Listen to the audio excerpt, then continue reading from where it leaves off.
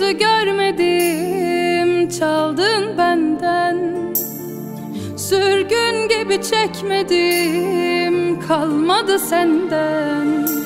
Ellerimle yazdım bu sonu, şimdi yerli bir şehrin yolu.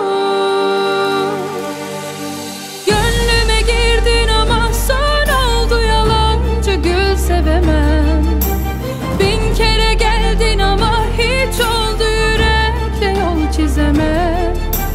Dertle bir oldu adım, çok yandı sonunda kal diyemem. Gözlerimin içine kar yağdı, soğukla baş edemem. Bu aşkın tozlu yolunu bulduğum yerden, gündüz gözü görmedim, çaldın benden. Sürgün gibi çekmedim, kalmadı senden.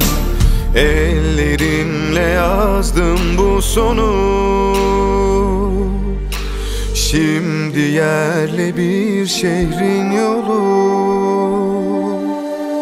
Gönlüme girdin ama son oldu yalancı, gül sevemem. Bin kere geldin ama hiç oldu yürekle yol çizemem. Dertle bir oldum adım, çok yandı sonunda kal diyemem.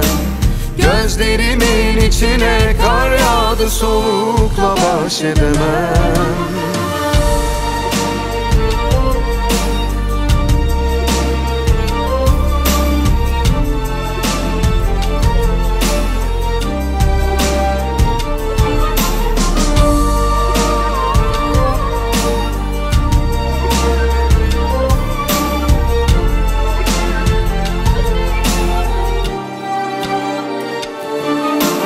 Gönlüme girdin ama son oldu yalancı, gül sevemem.